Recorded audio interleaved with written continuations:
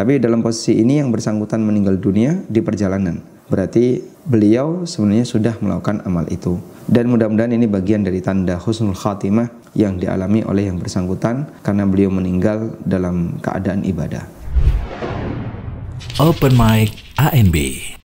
Ustadz, ini belakangan ada berita yang cukup menyedihkan sebenarnya, yaitu jamaah dari Indonesia yang lagi perjalanan ke Baitullah itu meninggal di perjalanan dalam posisi ingin melaksanakan ibadah haji, namun memang di perjalanan wafat. Nah, apakah orang yang seperti ini sudah bisa dikatakan melaksanakan ibadah haji atau belum, Ustaz? Karena memang masih on the way gitu ya, masih diproses, tapi Allah cabut nyawanya, Ustaz. Posisi beliau berarti meninggal sebelum di miqat ya? Betul, masih menuju miqat. Alhamdulillah wassalatu wassalamu ala rasulillah. Dalam Al-Quran Allah menjelaskan bahwa ketika orang sudah melakukan sebab untuk beramal namun dia terhalangi dengan kematian, artinya dia meninggal sebelum berhasil menyelesaikan amal itu, Allah Subhanahu wa ta'ala sebut dia sudah mendapatkan pahala yang sempurna. Berkaitan dengan kegiatan hijrah. Hijrah kan berarti dia melakukan aktivitas fisik, berpindah dari satu tempat ke tempat yang lain. Allah Subhanahu wa ta'ala berfirman, "Wa may yakhruj min baitihi muhajiran ila Allah wa rasulihi, thumma yudrikuhul maut, faqad waqa'a ajruhu 'ala Allah." Barang siapa yang keluar dari rumahnya dalam rangka untuk berhijrah kepada Allah dan Rasulnya, thumma yudrikuhul maut, kemudian dia mengalami kematian dalam proses hijrah itu dan belum sampai ke negeri tujuan. Kata Allah, faqad waqa'a ajruhu 'ala Allah, berarti pahalanya telah sampai kepada Allah. Sehingga ini menunjukkan bahwasanya orang yang sudah punya niat untuk beramal dan dia sudah mengupayakan sebab, bahkan tadi sudah OTW dalam posisi sudah melakukan perjalanan walaupun belum memulai amal itu, maka yang bersangkutan hakikatnya dia sudah beramal. Karena kematian itu kan di luar kendali manusia. Beda dengan membatalkan ya. Misalnya di perjalanan kemudian dia nggak jadi, saya batalkan, itu beda. Tapi dalam posisi ini yang bersangkutan meninggal dunia di perjalanan, berarti beliau sebenarnya sudah melakukan amal itu. Dan mudah-mudahan ini bagian dari tanda husnul khatimah yang dialami oleh yang bersangkutan karena beliau meninggal dalam keadaan ibadah. Baik Ustaz, mungkin secara fikih Ustaz ya, kalau tadi dikatakan dia sudah dapat pahala utuh gitu ya, atau pahala penuh, apakah ini perlu ada proses badal gitu, atau apakah dari pihak panitia, mungkin dari pihak Indonesia atau mungkin dari Arab Saudi, misalkan meminta kerabat atau mungkin ahli waris untuk melanjutkan proses tadi gitu, apakah diperlukan yang semacam itu, atau ya sudah ketika wafat tidak perlu ada kelanjutan seperti tadi? Itu kira-kira secara fikihnya bagaimana, Ustaz? Wallahu alam, yang saya pahami penjelasan tentang badal yang disampaikan oleh para ulama itu terkait orang yang punya kemampuan secara finansial namun dia tidak mampu secara fisik, atau dia punya kemampuan secara finansial namun meninggal dunia sebelum sempat melaksanakan. Nah, yang bagian seperti ini ada pembahasan tentang orang ini dibadalkan. Karena hadisnya adalah ada seorang wanita yang datang kepada Nabi SAW dalam posisi ketika beliau sedang berhaji. Kemudian wanita ini bercerita bahwa beliau punya seorang ayah yang secara kemampuan materi punya. Jadi ada kendaraan, ada bekal untuk perjalanan. Namun ayahnya itu tidak bisa naik tunggangan. Mungkin karena faktor usia, sehingga kalau berada di atas onta, berada di atas tunggangan itu jatuh. Sementara tidak mungkin jalan kaki sejauh itu. Kemudian Nabi SAW mengatakan kepada wanita ini ketika beliau bertanya, "Afa hujja anhu?" Apakah aku boleh berhaji atas nama ayahku? Kemudian Nabi SAW mengatakan, "Hujji anhu." Silahkan kamu berhaji atas nama beliau. Sehingga ini dalil bahwasanya prosesi badal haji itu terjadi pada orang yang dia punya kemampuan secara materi namun secara fisik nggak mampu, maka bisa dibadalkan. Nah, mengenai kasus wafat ketika sudah di perjalanan, wallahu alam, saya tidak tahu apakah boleh dibadalkan atau dikiaskan dengan ini ataukah tidak. Baik Ustaz, untuk case yang pertama tadi kan itu OTW gitu Ustaz, tapi memang dia belum nyampe ke mikot gitu ya. Artinya memang belum start sebenarnya secara teknis hajinya.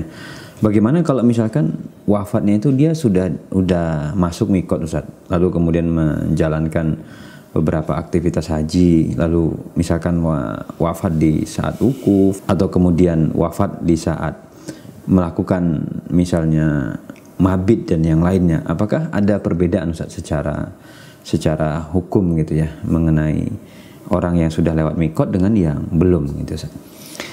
Berkaitan dengan orang yang meninggal setelah ihram. Kalau lewat mikot kan berarti yang bersangkutan sudah ihram. Kemudian meninggal di kegiatan haji. Intinya sudah ihram. Kejadian ini sudah pernah ada di zaman Nabi SAW. Sehingga kalau ditanya apakah perlakuannya beda dengan yang masih OTW tadi, belum berihram, dengan yang sudah berihram kemudian meninggal. Coba kita lihat dalam hadis itu. Dalam hadis riwayat Ibnu Abbas radhiyallahu anhu dan hadisnya sahih riwayat Bukhari Muslim. Ibnu Abbas bercerita, anna rajulan waqasathu naqatuhu famata. Ada orang yang dia terpelanting dari ontanya, kemudian dia meninggal.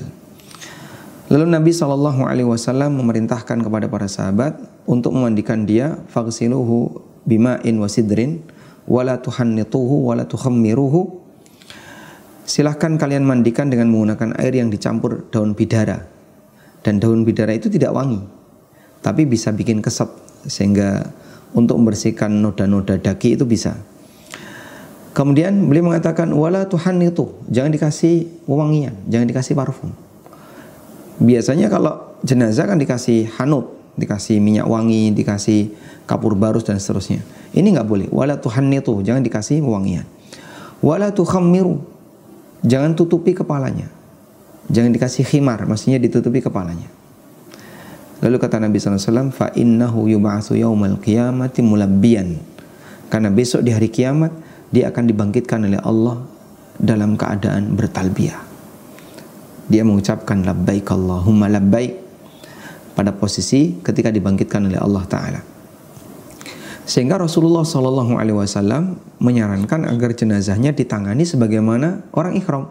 Semua larangannya nggak boleh. Dalam keterangan yang lain Nabi SAW mengatakan wa kaffinuhu fi thawbain. Berikan kafan kepadanya dengan 2 kain, yaitu kain ihramnya. Sehingga tidak diganti dengan pakaian yang lain. Apalagi orang yang mati dalam Islam kan tidak dikasih baju, cukup dibalut dengan kain ihramnya. Maka sekali lagi ini menunjukkan Nabi SAW memperlakukan orang yang meninggal dalam posisi ihram itu sebagaimana orang yang ihram. Tidak boleh dikasih wangian, tidak boleh dikasih sabun, tidak boleh dikasih sampo, tidak boleh dikasih kapur barus dan seterusnya. Bahkan sampai kepalanya tidak boleh ditutup. Berarti ketika dia dimasukkan ke dalam liang lahat, dalam posisi kepalanya dibuka. Padahal kita tahu umumnya yang namanya jenazah kan tertutup kepalanya. Bahkan ketika Mus'ab bin Umar meninggal pada waktu perang Uhud, Rasulullah SAW perintahkan untuk kepalanya ditutup, sementara kakinya ditutup dengan idkhir, dengan rumput. Tapi untuk orang yang ihram laki-laki, kepalanya dibiarkan terbuka.